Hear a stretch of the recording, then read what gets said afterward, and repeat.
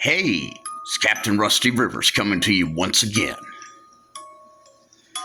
I had a couple of interesting comments. One of them was a question about translations, ancient languages, that type of thing.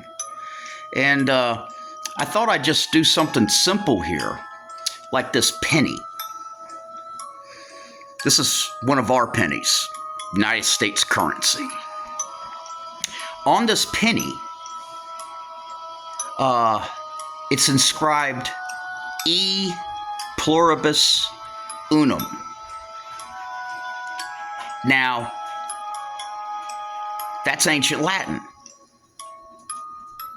But what does it mean? What is the translation of E pluribus unum? Well, there's actually two translations, as there are with almost every other type of translation. You see, there's the literal translation, and then there is the inferred translation. Now, the literal translation of E pluribus unum is out of many, one. However, that really doesn't get to the heart of the matter. It doesn't have the essence of what the author was trying to say. So you see, we have to look at the context of this translation as well as the actual literal words. Okay. Now, this was during the founding of the United States of America. Okay, and all the stuff that goes into the history of the United States and its founding. And you see, from that, out of many, one, we have to add words that are not there. But you see, they're in the context of the translation. Okay, they are the environment, if you will, that the translation, that the actual words were created. Okay, and when we do that, when we make that leap and understand what the authors were trying to say in the context of the environment that they were actually trying to say it in, then we get out of many states, one nation. You see how that works? Interesting, huh?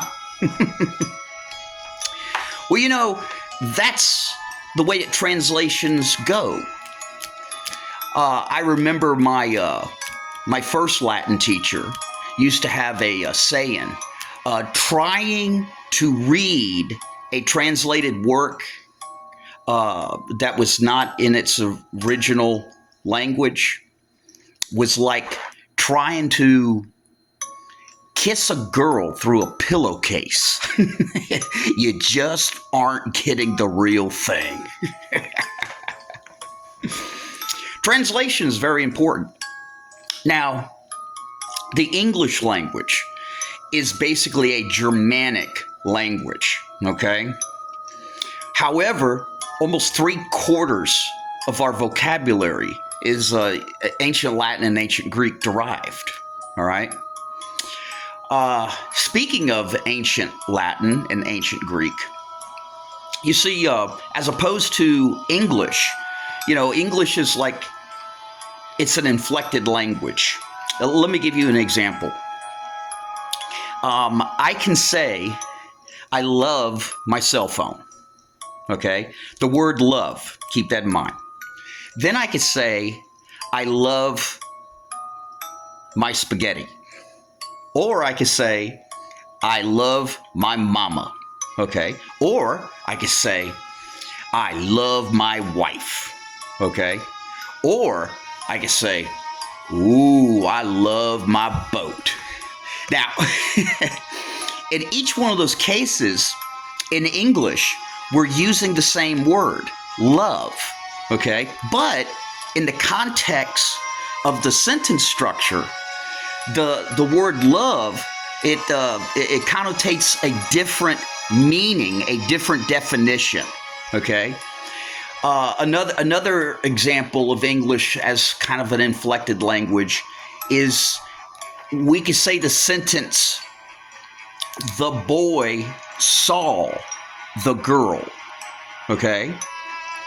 Now, the boy is the one who's doing the action of seeing, and the girl is the direct object receiving the action of the verb, okay? So the boy saw the girl. Now, if we write that out, okay, the boy saw the girl, and then we erased boy and we erased girl and we switched them. Now we would have the girl saw the boy. And so we would have an entirely different sentence.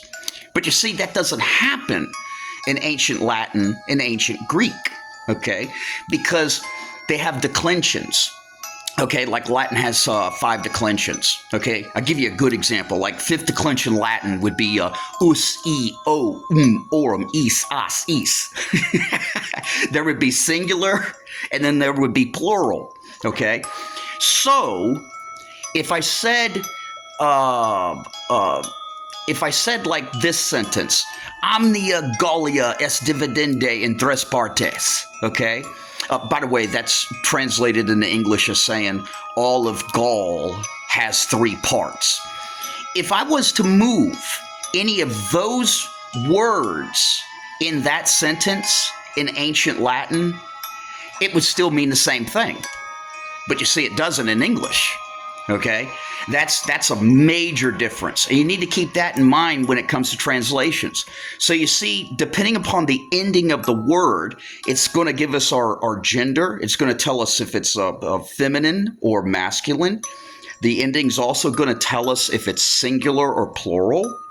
Okay, and it's also going to tell us if it's the noun, the subject. I mean, all these endings in ancient Greek and ancient Latin, they all tell us exactly, specifically, what that word is doing and to whom. Okay, this is why I love ancient Greek so much. Now, for you biblical scholars, in like the Greek Septuagint, okay, which is one of the earliest known Bibles. This is why we know certain things. So, for example, when you have, you're reading a passage and it says, every knee will bend, or what is it? Every knee will bow, every tongue will confess that Jesus Christ is the Lord and Savior. We know because of the Greek language that it's a voluntary action. Okay, let's get back to our example of the word love. Like in Greek, if I see the word philo, then I know that's brotherly love. Okay, if I see the word eros, E-R-O-S. Then I know that that's erotic, romantic type of love. Okay, if I see the word agape, okay, then I know that's like the highest form of love. Okay, Greek is very specific. English is not. Translation is a wonderful and fascinating study. And for those of you that are really interested, and this is where this video is coming from, because I've done a couple of videos about religion, if you will. Translation is everything, okay? So whatever language that you're wanting to or whatever work you're wanting to study, you should always try to really learn the language or at least translate it. Okay, if you're going to read Caesar's commentaries on the Gallic War, then you need to learn ancient Latin. Okay, if you're going to read Ovid's Metamorphoses, you need to, study up on your Latin. I have always loved translations, and it's always been dear to my heart. Really interesting. Even punctuation can change the entire meaning of a word and perhaps even a religion. I'll give you a good example. What if I was to say this and write this sentence? I am telling you today, comma, you will be with me in Walmart. So what does that sentence actually mean? Well, what it means is that my words, my speech that I am telling you, it is occurring today because the comma is after the word today. That you and I will be, future tense, in Walmart. Okay? But what if we move to comma? What if the sentence said, I am telling you, comma, today you will be with me in Walmart?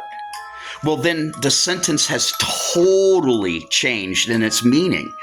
That means that on this very day, you and I are going to be in Walmart.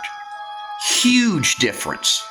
Now apply this to, say, the King James Bible. Verily, verily, verily, I say unto you today, you will be with me in paradise. Well, in the original manuscripts, there was no punctuation. So you see, our translators throughout the years have had to put the punctuation into the scriptures. Okay? Now, I'll tell you something right now. There's a huge difference between Christ telling the thief that was next to him on the cross that I'm telling you today versus I'm telling you that on this very day you will be in paradise. Huge difference. Okay? Anyways, I hope that this answers a couple of questions that I got about translation. It is a very fascinating study, and I highly recommend anyone taking it up. Just start at the very basics. But anyways, with that, I'm Captain Rusty Rivers, signing out.